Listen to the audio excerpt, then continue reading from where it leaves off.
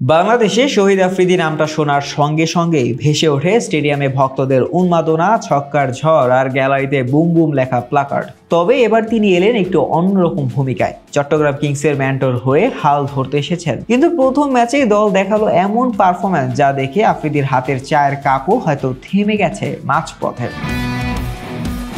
মিরপুর শেরেবাংলা স্টেডিয়ামের চারদিক থেকে চিৎকার গোলমেলের মাঝেও গ্র্যান্ডস্ট্যান্ডের সামনে এক কোণে স্থির বসে আছেন আফ্রিদি। তার চোখে যেন এক্সরে স্ক্যানার। চট্টগ্রাম কিংসের প্রতিটি ভুল তিনি সুনিপুণভাবে পর্যবেক্ষণ করছেন, কিন্তু পিচ বুঝতে না পারা, ভুল বোলিং আর টপ অর্ডারের ব্যর্থতায় প্রথম ম্যাচেই বাজেভাবে হারল চট্টগ্রাম। আফ্রিদি হয়তো মনে মনে বলছিলেন, এটা তো আমি মাঠে নামলে একাই পারতাম। ম্যাচ ডের পর আফ্রিদি হাজির হলেন সম্প্রচার চ্যানেলের ক্যামেরার সামনে। তিনি বললেন, বাংলাদেশের ক্রিকেট উন্নতি তাকে মুগ্ধ করছে। কথাগুলো এমন ভাবে বলছিলেন যেন এক বড় ভাই তার ছোট ভাইয়ের মাথায় হাত রেখে পরামর্শ দিচ্ছেন। বাংলাদেশের উন্নতিতে আমি সত্যিই খুশি। তারা ভুগছিল, কিন্তু এখন খুব ভালো করছে। বিশেষ করে পাকিস্তানের বিপক্ষে সিরিজ জেতা তো অসাধারণ। তবে প্রশংসার পাশাপাশি সাবেক পাকিস্তান অধিনায়ক দিলেন মূল্যবান পরামর্শ। প্রতিভা আছে, কিন্তু সঠিক প্ল্যাটফর্ম দরকার। একাডেমি বাড়াতে হবে যেখানে এই প্রতিভারা বিকশিত হবে।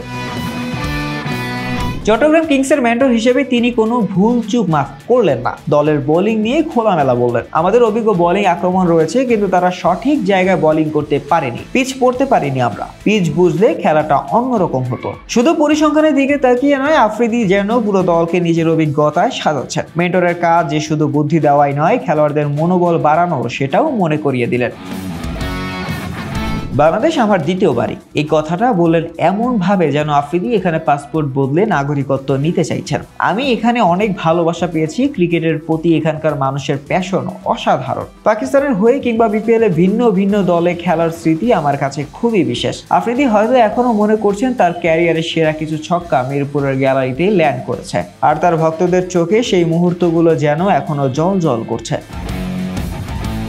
দলের প্রথম ম্যাচে হারলেও আফ্রিদি ভেঙে পড়েননি। তার চোখে চট্টগ্রাম কিংসের ভবিষ্যৎ উজ্জ্বল। আর ভক্তদের জন্য তারা হয়তো আফ্রিদির হাসি দেখে ভাবছে, বুম বুম মাঠে নামুক, দলও জিতবে। তবে আফ্রিদি মাঠে না নামলেও তার মেন্টরশিপে দল ঘুরে দাঁড়াবে, এমনটাই বিশ্বাস চট্টগ্রামের। আর যদি মাঠে নেমেই পড়েন, সেটা তো সরাসরি বুম বুম কাহিনী। আফ্রিদি যদি এই ভিডিওটা দেখেন, তিনি হয়তো হেসে বলবেন, বাংলাদেশের মানুষ শুধু ভালোবাসাই দেয় না, এমন মজার গল্পও বানাতে জানে।